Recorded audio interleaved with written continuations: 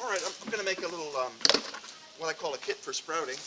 And the first thing I do, I usually pull these handles off.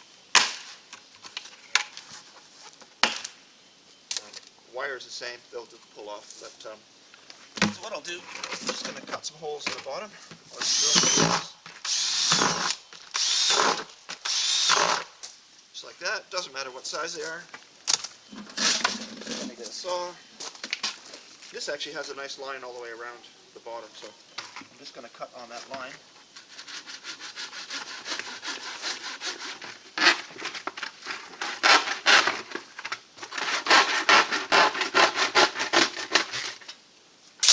Alright, that's our base.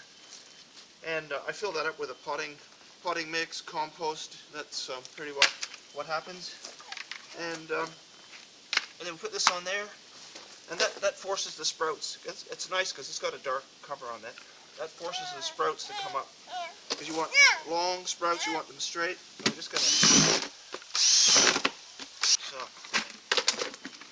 And I'll take a knife and I'll just cut around that. It won't be pretty, but it works. Over here I've got a bag of sunflower seeds, which I put in this big container which seals. And I put a lid on that, and I just keep it under the sun, out of the sun, under the table. And you pay $3 or $4 or $5 for a little handful of sprouting seeds at the big box hardware store, and you go to the feed store and you just buy bird seed, which is just these are just black sunflower seeds, and yeah, they're cheap as anything. I think I paid $12 for a 5-kilo bag. You can see it's a huge sack in there. And I like to cover it with a bit of potting mix. That's about the only thing I use potting mix for. Well, that's one of two things, I guess. Like doing a really fine seed, like a strawberry or not a Brazilian cherry. What do they call it? A Panama berry. They have microscopic little seeds. So what I do now is the other half of the bucket, right over here. And I've painted it black inside. You don't have to do that, but I like to do that. And I started off just using a cardboard box, and that worked quite well. So this one here, I've just put in a square seedling tray, and what I did is I dropped the bucket on there first, and then I put all the seeds in there. As you can see, that'll be another, usually takes about a week, or maybe the weather is. Once it gets colder, they don't do well. They need a little bit of heat to germinate. So you could do this in the house on a back veranda or somewhere where you get a bit more warmth and light. It's not so much the light you need a bit, but because that's why I use these little holes in the top.